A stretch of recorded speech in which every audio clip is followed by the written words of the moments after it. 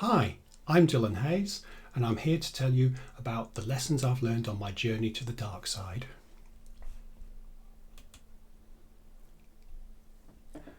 Before we get started, I'd like to thank the people that made this all possible. Obviously, our sponsors have all provided the means for make this happen, but I'd also like to take the opportunity to thank our tireless volunteers and the other speakers who's given up their time to make this all possible, and of course you, the audience, who've also given up your precious time to listen to us talk. If you get the chance, take the time to find out about our sponsors. You can see the names of them on the slide deck here.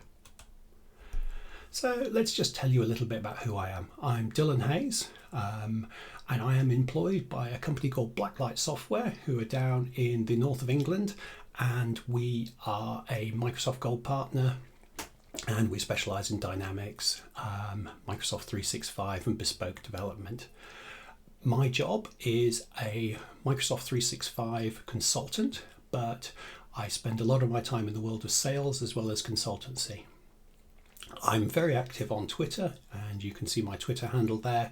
I'm also increasingly active on LinkedIn these days, so if you want to send me a connection request, please do. It's fairly easy to find me. I'd like to start this off by telling you a story. I always like to start a talk with a story to set the scene. Now, picture this. It's a few years ago, and I've gone for a developer role interview. It's a company I really want to work for, and I'm in the interview. There's two people from the software development area and an HR person. So it's fairly corporate interview. Anyway, there's questions, technical questions, and I feel I can deal with the questions quite easily, and I feel very comfortable in the environment, and I don't feel this is a bad interview. It feels like it's going well. I can answer the HR type questions. I feel confident in everything. It's going great, I think. So the interview goes on for about the stated time, slightly longer, which is always a good sign. So I walk out of the interview, and from the car I phone the recruiter to ask to do the usual thing about how did it go, and I said, I thought it went pretty well, and I'm generally optimistic that this interview has gone well and there may be a job offer. So I don't hear anything for a couple of days, which I think is funny. I'd have expected to have heard something by now. Eventually I do get hold of the recruiter, and he says, I've spoken to them, and they said that overall you were technically adept, but we found you too salesy.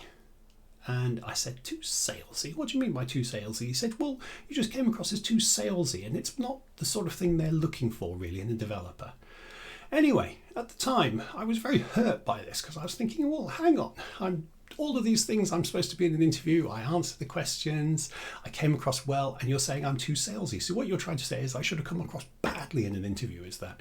Anyway, I took this as an insult, and then I've come to realise since then that within that information that they're actually trying to tell you that maybe you shouldn't actually be going for developer roles. Maybe if you're too salesy, maybe you should consider yourself that you maybe go for salesy roles, where being salesy is of course what's expected, and it's your blimmin' job. So anyway, it took me a long time to realise that, but over the last year I've finally gone down the road of trying to make myself into a proper salesperson to find out how that works and move away from development. So I'll talk to you a little bit about how I ended up here. I did a degree in geology, and I worked in the oil industry, and I visited far off and strange and exotic lands and Windsor. And when I was employed in the oil industry, and I was actually in Equatorial Africa at the time, I wrote a reporting system because I was discontented with the existing reporting system. It annoyed me, and they provided us with the tools, so I thought, right, I'll write a reporting system. Anyway, that got noticed back in head office. Kind of the classic citizen developer story here really, but this was some years ago before the term became popular, and I was seconded to the headquarters office in Houston to complete this. Now, one thing led to another. Software projects always take longer than you expected, so I ended up being in Houston for the best part of 6 years and became a pro developer. And I spent some time there. I eventually came back to London when the oil industry had one of its periodic downturns, and since then I've worked as a developer, although lastly, over the last few years I've been morphing increasingly into consultancy. And then finally in the last year I've been far more sales focused. I've spent a lot of my time in a more salesy role, although it's a fairly consultative sales role. But anyway, As a developer, I believe certain stereotypes about salespeople: shallow, fast talking, never interested in detail, no desire to learn the technology they sold. Now I've morphed into the dark side and become one of these people that I so objected to before. I find myself exposed to similar biases about developers. Intense, overthinking, with poor social skills and detail obsessed, and no desire to learn about the commercial world that pays their salaries. So it's interesting that there are these two stereotypes of these two sides, and each one of them is the mirror image of the other one. Now, in terms of biases, we're not supposed to have biases, but I think most of us can see some of these stereotypes in people that belong to that are either developers or salespeople. So it's something we need to be aware of. So anyway, I can see both sides. So I think I've got a unique perspective on how things work from both sides of the coin of being a developer and seeing what happens when salespeople sell projects that really they don't understand and not right.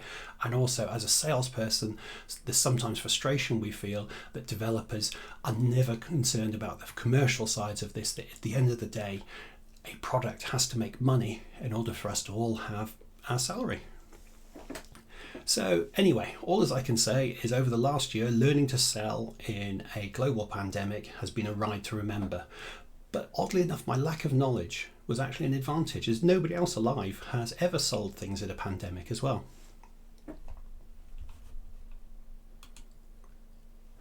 So why is selling important?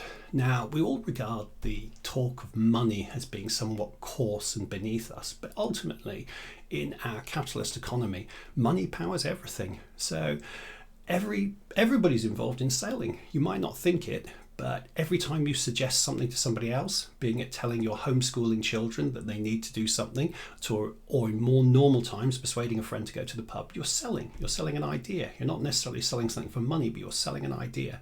And sales is really about selling an idea, and the commercial side follows from that.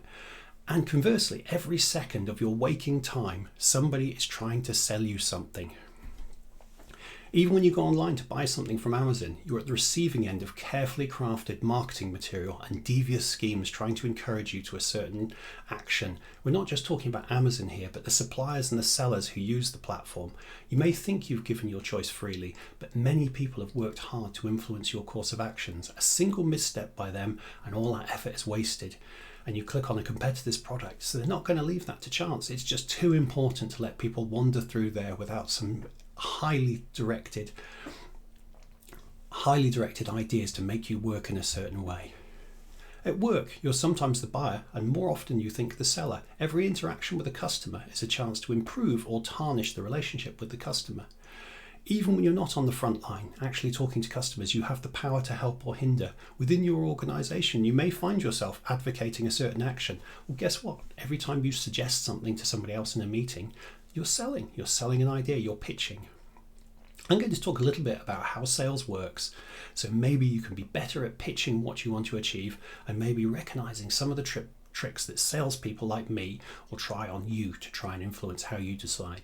And then lastly, I'm going to cover a few of the lessons I've learned from the last year, because some of this stuff is so new that it's still a developing field about how do we interact with customers in this new world we have.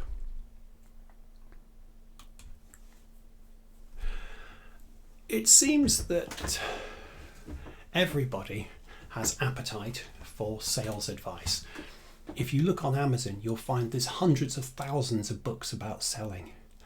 It's very, very similar to dieting and dating help, really. If there was a magic formula, then there would only be one book to tell you how to do these things, not hundreds of thousands. Just like most dieting advice, once you've removed the novel twist, basically dieting advice says you should eat less and do more. And most dating advice suggests that maybe you should try and appear attractive to your prospective partner. In much the same way, the core message of most sales training seems to come down to find out what the customer wants and do your best to persuade the customer that you do a better job of providing this than the competition. You notice I said better, not cheaper. We'll talk about this a bit more later. But ultimately, in sales, your idea is to be noticed by the customer. You need to find out what the customer wants, and then you need to try and provide them a solution. So really, sales is actually about solving problems. Now, sales come in different ways. Every sale starts somewhere. An inbound lead is when somebody goes to a customer and asks for something. Think of filling in a form on a website. An outbound lead is when the salesperson started that process. In B2B, which is what we call business to business sales, it's pretty clear cut, although the internet can blur that boundary when you have advertising that's so highly targeted and it can interrupt a user's workflow. It's almost like an inbound advertising almost becomes an outbound form of activity where you're trying to encourage somebody to interact with you in such a targeted way. The boundary becomes a little bit blurred. So everybody's heard the term cold calling. Cold is a measure of how close you are to an existing relationship with a customer. So in other words, if I've never spoken to you before and I just appear out of the blue and knock on your door or phone you, then that's a cold contact. A warmer contact might be one where perhaps we've met at a trade show. I do remember those. They did very, very hard to do that now. But let's say we'd met at a trade show or some other scenario, or we've previously interacted, and then I'll come back to you and try and re-establish a relationship. So that's a measure of hot or cold. The more you know about the customer, of course, the better you can target your approach. Generally, there are two schools of thought here. One school of thought, which is the fairly traditional school of thought, is what you might think of as a swarming attack by large volumes of inexpensive communications. That means sending out lots of emails. That means making lots and lots of cold calls. There's also a more targeted approach. If your targeting is good enough, the customer will be receptive, but that takes real time and effort. Even then, it's not guaranteed to succeed. But if you can find out that a customer has a particular problem and you can approach them in a sympathetic way, you might find that even a cold contact, the customer is quite receptive to it because you're offering them a solution to a problem they're having, rather than just appearing out of the blue and just saying, have you got any projects? Well, you're going to them and say, I've heard you're having a certain problem. I have a solution to that. Would you like to talk about that? So anyway, as I said before, classically the former approach has been the predominant approach, but now with better information and customers being so much better at filtering communication, the need for the latter way of communicating, where everything is very targeted, becomes ever more important. So let me talk about inbound now. We've just talked about outbound, where you're going out to the customer to ask them something. Inbound is where the customer has asked you for something. Now, you think this is great because the customer's asked you for something. It's a gift. It's not always the gift you might think it is.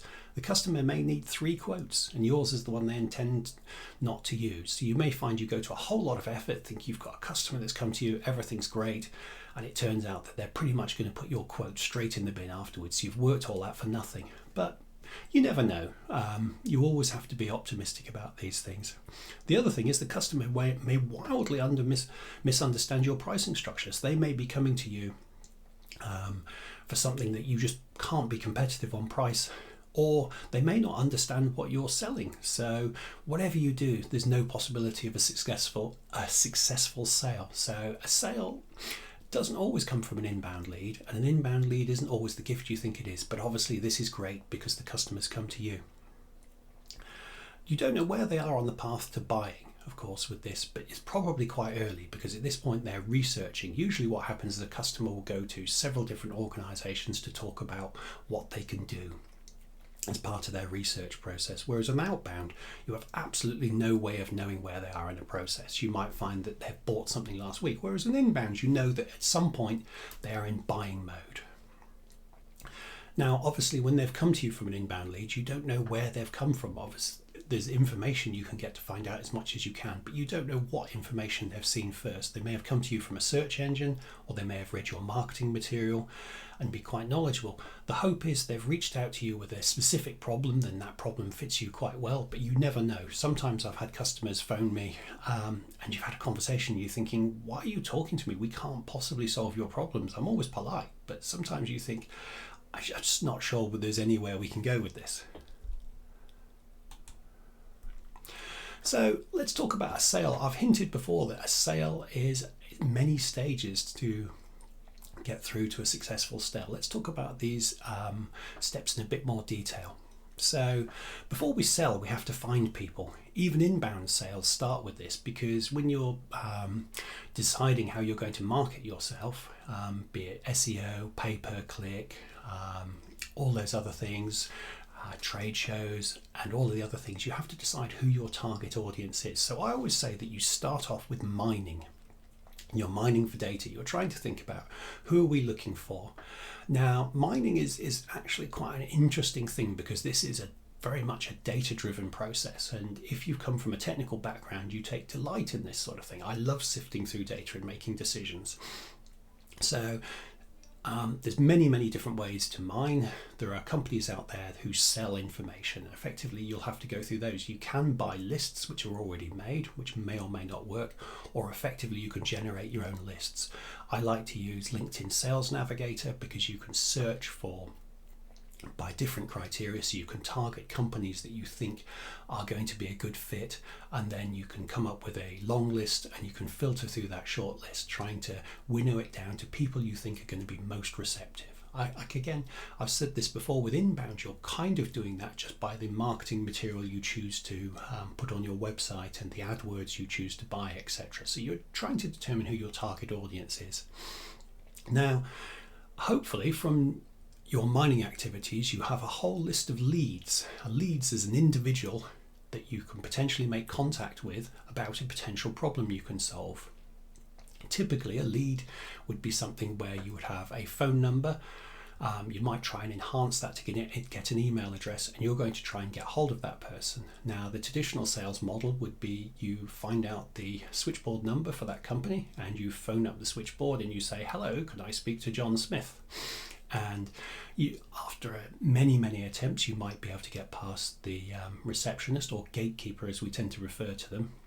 But guess what happened over the last year? Everybody's working from home. Now, some companies found that they barely staffed reception. There was nobody there at reception to put your call through. Other people, they couldn't actually put the call through because people's direct dials were they weren't picking up their direct dials, they were just checking voicemail. But suddenly going from outbound calls being difficult, they became almost impossible. Obviously you can email people, but we all get tons and tons and tons of marketing emails every day, and it's really hard to stand out in the crowd, because sometimes a message doesn't even get read before it's deleted. So when you're putting out an email, unless you can connect with that person or you get lucky, it's very hard to get any impact. So anyway, let's say you actually managed to get hold of this person, and this is a hard process in itself. You might find out about what that person is interested in. This person has revealed that they have a problem that you can solve it to them. So this is your opportunity to dig a little bit about it. What problem do they have? What's it costing them? When do they need it? Who controls this process? Are they the person that controls the process, or do other people need to be involved? Quite often within most organizations, one person rarely makes a decision. So one person may be influential, one person may be the most influential, but they're not the only person who controls whether or not the problem is solved. Obviously there's technical requirements. I'm talking about selling in a software world, but if you're selling anything, there's the technology. Is the solution appropriate to the problem they have? And of course, budget. Now, budget is a tricky one, because sometimes you can be blunt and say, how much have you got to spend? Sometimes they'll tell you, sometimes they won't. But you're trying to sniff out roughly how much money do they hope to spend, because in other words, you need to know whether they're looking for a good enough solution. You need to know whether they're looking for a Ford Focus or a Rolls Royce. And then there's other things beyond that, like supplier qualifications. To be a supplier, you might have to be ISO 9001 accredited or some other requirement. So what you want to do is to take this lead and you want to qualify it as much as possible to find out exactly what they need. Now, hopefully, at some point, you can turn this opportunity into a sale where you will provide them with a quotation and they will accept that quotation, and there you go. You have a sale. Obviously, the account management task begins at that point, but at this point, congratulations, you've just sold something. Now, we've talked a little bit about the process in a theoretical level. Let's talk about how it actually works in reality. We all like to think of you can represent it as a pyramid where essentially people drop out at each stage. So these are some of the reflections about how it works. Rather than being a simple pipeline where everybody moves from stage to stage, the reality is it's going to be like a pyramid or a funnel where people gradually drop out. So when people refer to the pipeline, they mean the stages. Like I said before, we assume that lots of people drop out, so you need to put as many into the early stages of the pipeline to ensure that enough get through to the final stages. So it'll look like a pyramid or a funnel, which depending on which way up you draw it. I've drawn it here as a pyramid because it looks prettier. You'll find a lot of people draw it as a funnel. So let's start with some of the reasons it goes wrong. Your mining may not find suitable leads. Not every lead will develop into an opportunity, and that opportunity will swipe right into a sale. Being in sales means accepting failure, but trying to ensure that enough get through at every stage. So even though you fail in a single instance, overall you are successful in bulk. As a developer, I've seen what happens when you get bad sales where there was a mismatch along the way, and it's hard but vital work sometimes to weed out some opportunities that are unsuitable for many different reasons. As a salesperson, it's really hard to decide that you can't pursue an opportunity unless the prospective customer tells you they don't want it. But believe me, this can cause problems later on. So sometimes you have to be honest with yourself and the potential customer and just say, I don't think we can help you there, which is a really hard thing to do. Now, there's lots of different skills involved at each stage to optimize the process. As I said before, mining the data involves thinking about what problems your company or your product or service can solve and who might have them. These problems can be general ones affecting all of us at the moment. Obviously, anything to do with working from home over the last year is something that's affected almost all of us to some degree, or they can be very, very specific to a particular industry or geography. Just because you've identified somebody doesn't necessarily mean success. You have to reach out to them and be noticed. An inbound lead is different to an outbound lead, but you may need the help of the gatekeepers to get your message across. Even some inbound leads can be very hard to get hold of. Getting hold of people and keeping and establishing a relationship and keeping that communication going is quite a skill in itself. You have to be determined yet personable. To get to the opportunity stage requires finding out more about the details of the prospective customer. Now, some of those details you can figure out for yourself from public information. Some of those you can ask, but some of them the customer may not wish to share. A good example of that is being budget. Some customers just won't tell you their budget, so you have to come up with a quote that you think is reasonable, and you have no idea whether that's inside of their budget or way outside of it. The other thing is you're unlikely to know much about your competition either. Sometimes a customer might tell you that who else you're in the running with, and sometimes they won't.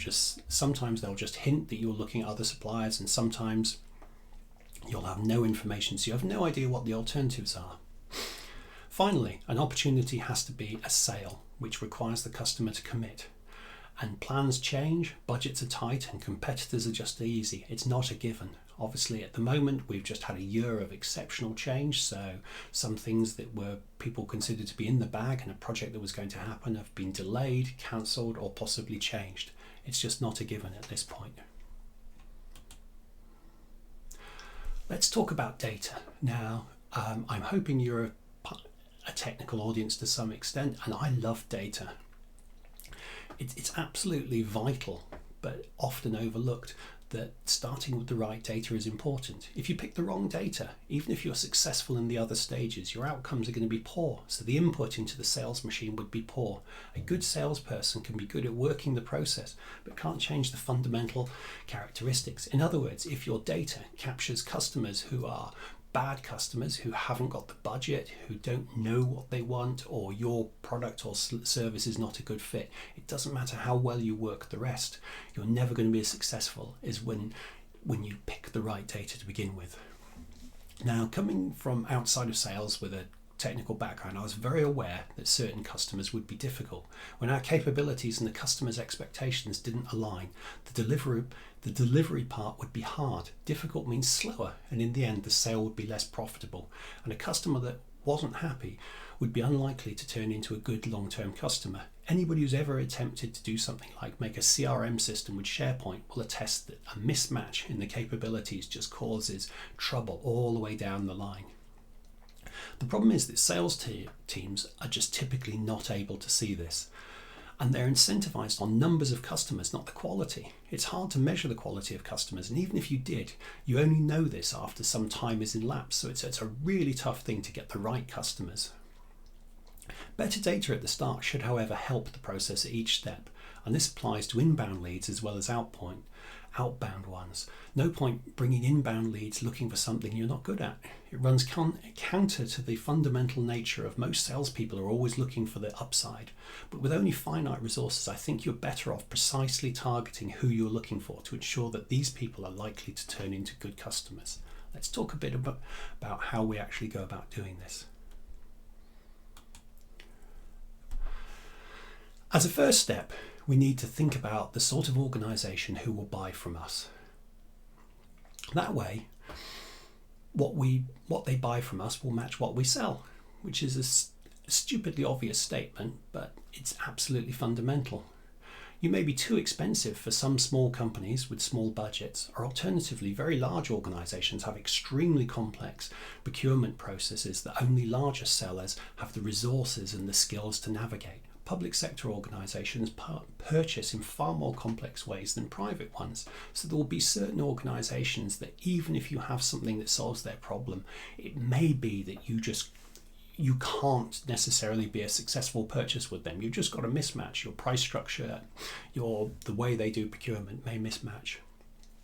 Right away, that imposes some constraints on the places you'll want to speak to, so that can effectively filter you down. Now, as a salesperson, you're always looking for the opportunity, and you find that very large organisations have subsidiaries and departments who are quite autonomous, so a large organisation doesn't automatically remove you from if you're a small seller, it doesn't actually remove you, but quite often you're better off targeting where you want to think, or at least when you deviate from that, thinking very carefully about are you making the right decision. And let's be blunt about this. In the last year, the world's been turned upside down and certain sectors just aren't buying. Obviously, certain sectors have been struggling for survival. So unless you have something that solves a very immediate problem they have, and you have some good intelligence that they're having that problem and you have something that fits it, it may not be worth trying to target certain sectors because they simply don't have the budget or the attention span at the moment because they're trying to struggle to survive. Now, things may change in future, but I think you always need to be aware of, are you targeting sectors who are likely to be buying because they're growing or they're having a problem? As I mentioned before, you're in the business of solutions and you need to pick people who have a problem you can solve. Depending on what you're selling, this can be hard or easy. Some products lend themselves to a certain market, but services are far harder to pin down to a certain sector. By an example of that, I mean if you sell a product, you know that if your product is for the building industry, then the chances are you're looking at people in the building industry only. Whereas if you're selling a service, so for example, you're selling a software as a service solution, that may have particular uses to a certain sector, or it may fit a certain part of a business process like a sales process or something that may be shared by things. Either way, you need to have some degree of knowledge of how to target that. Industry knowledge and what I'd call business acumen can help here, as you want to be aware of how your solution is affected by other factors such as regional or regulatory factors, which might make a sale harder or easier. Obviously, we've had a lot of uncertainty due to Brexit, and that's affected certain buying decisions people have made. But there can be other things as well, that you can have laws that are brought into a particular country or area which may require the acquisition of a new product or service to meet those regulations. So regulation and region can affect what you can sell, and it means that certain areas may be a better prospect than others. I'm not going to dwell too long on the specifics, as you literally could talk for hours about this very topic and still not get there. But there are many ways of getting your data. But as I've said before, I quite like LinkedIn Sales Navigator, and it's a very popular tool. It's not universally used. There are other tools available, but it's quite a good way to start if you can build a list of target companies. The search is sophisticated enough to be able to narrow down your search from everybody to people in the right sort of sectors.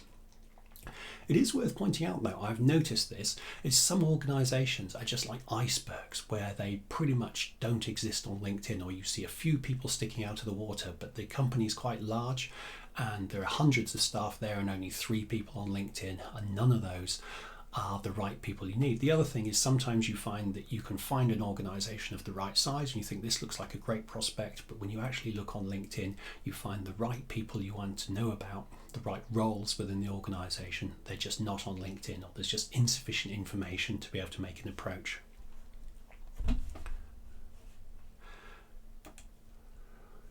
So we've looked at why companies need something, but ultimately all organisations are just collections of individuals, each one trying to do their job, but not always in alignment with each other and not even in alignment with the goals of the organisation.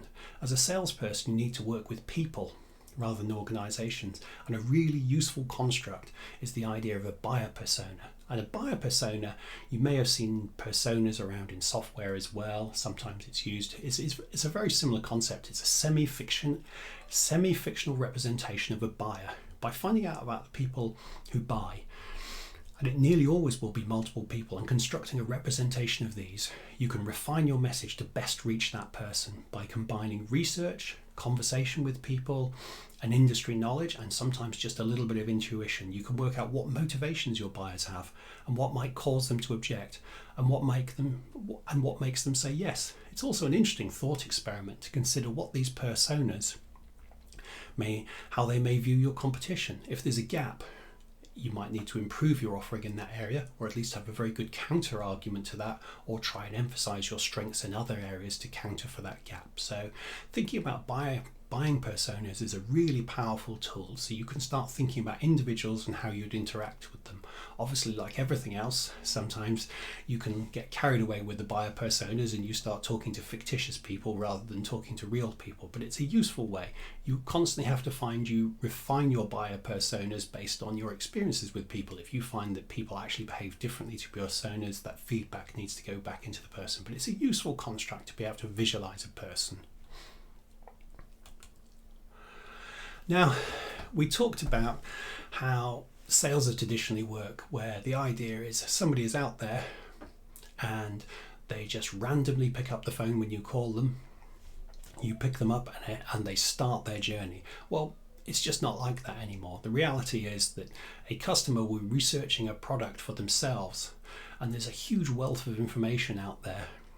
They can decide themselves how and when they make a purchase. Even if you contact them through outreach, the chances are they may have already done some research on products and services, so they may be receptive because they're in the market for that thing. So now we talk about the idea that the buyer is in control. How, as a salesperson, do we support a buyer through this process?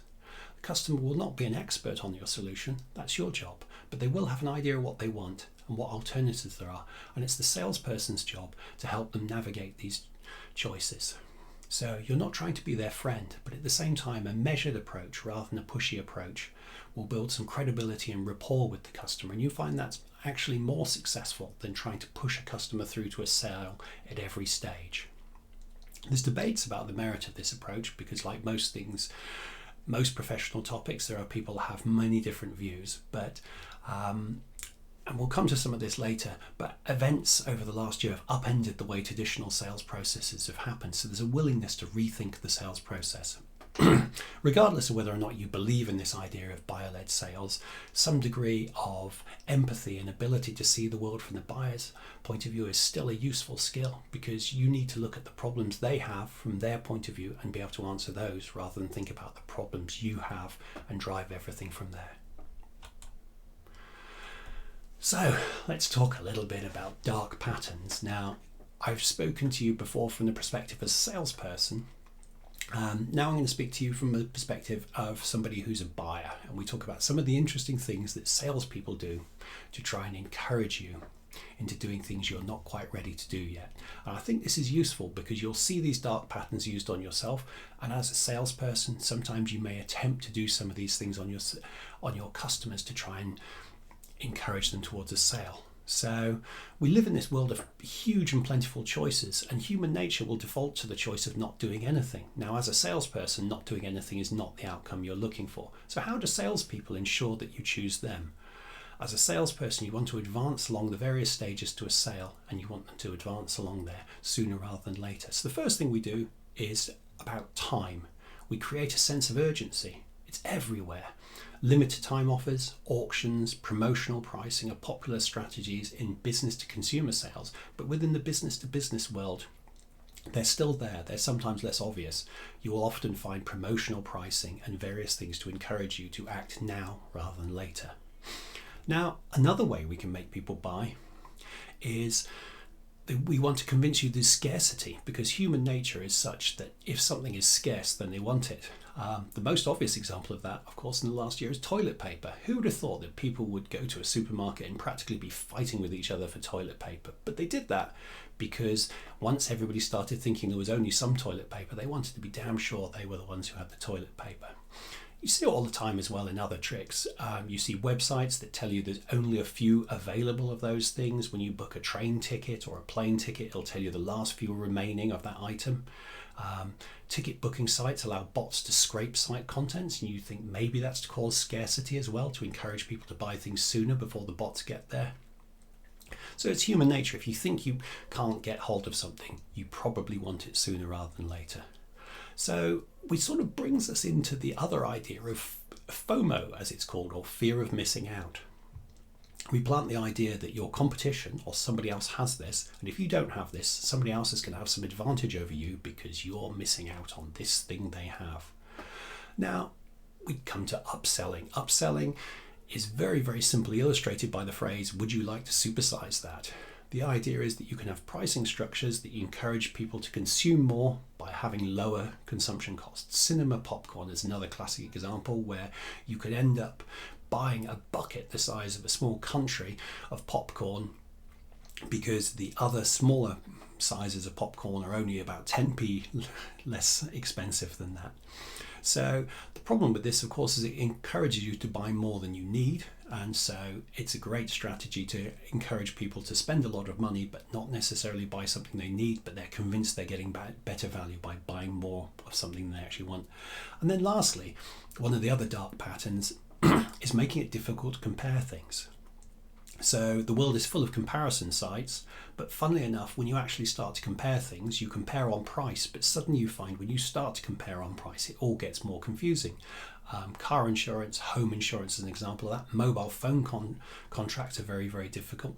And obviously an example in the business to business world is when you start looking at software licensing. I'm talking about Microsoft licensing. Sometimes trying to work out licensing costs and comparing like with like is extremely difficult.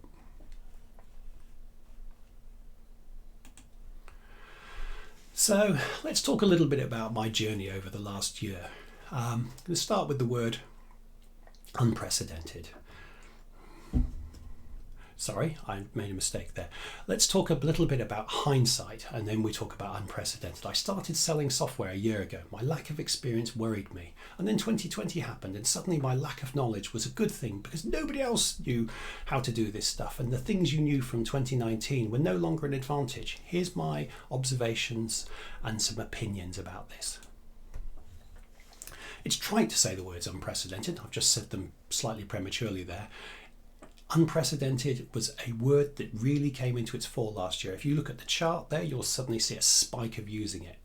So it's cliche, but it's very true. There was a great reset in behaviour that year. Now, President Kennedy said the Chinese used two brushstrokes to write the word crisis. One brushstroke stands for danger, the other for opportunity. Now, the literal truth of this is subject to debate, and many suspect JFK of linguistic liberties. But the sentiment for me was that at last there was this opportunity that was presented itself where a lack of knowledge about selling was actually an advantage. I could still leverage the industry knowledge I had, but the knowledge of the previous patterns and practices was not such a disadvantage because everything was disrupted. So the way you did things before was no longer the way you're having to do things. So I'm going to talk a little bit about some of the dangers and some of the opportunities this represents.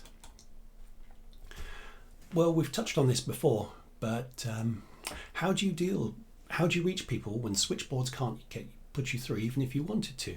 It's less of a problem now as phone systems have caught up, but at first during the pandemic, most office phone systems were either unstaffed, or if somebody actually put you through to somebody's direct dial, it would just ring out and go to voicemail because people were working from home and they simply couldn't pick it up. Now, the observation is that office phones are going to probably go the way of domestic landlines, as we've all managed pretty well last year without them for some time, so I don't see any rush for people to go back to using an office phone. Obviously, you have mobile, and some people do answer to direct dial, but other methods of communication are stepping to the fore. In-person meetings just disappeared. Even people, when they still came to the offices, they're extremely reluctant to invite strangers into the office. And why would you? And the longer this goes on for, the more ingrained this habit becomes. I've attended one in-person meeting with a customer since March 2020. In contrast, you would expect to attend multiple customer meetings per week in the world BC or before COVID. I don't miss the early starts, the late homecomings, the arriving sweaty after standing on the Northern Line bits, but it's nice to be in a room together. As humans, we crave company. As salespeople, not to imply that salespeople are not human, we relish the chance to read the room, look for the moods, the ties, the reactions, and just the full 360-degree experience and feedback of being there. And we haven't got that anymore. COVID only accelerated a trend towards doing business remotely and ensuring that everybody had to adapt to the same level as the early adopters who've been doing this for years. I remember doing a room-to-room transatlantic video call over 20 years ago, but since then business air travel has doubled, so it's obvious that many people have still chosen to meet in person regardless of viable alternatives. Only when they've been forced to make this change has everybody adapted to this. Obviously, meetings haven't gone away. They've just respawned as online meetings, but it's a very different medium. Let's look a little bit more about this. It's a surreal experience at first, but wearing a shirt and tie and slippers is now completely normal to me. I've come to realise that in the same way that a suit and tie were previously the requirements of projecting a professional image, but now a well-placed camera, a suitable background, good sound and steady internet connection are far more important.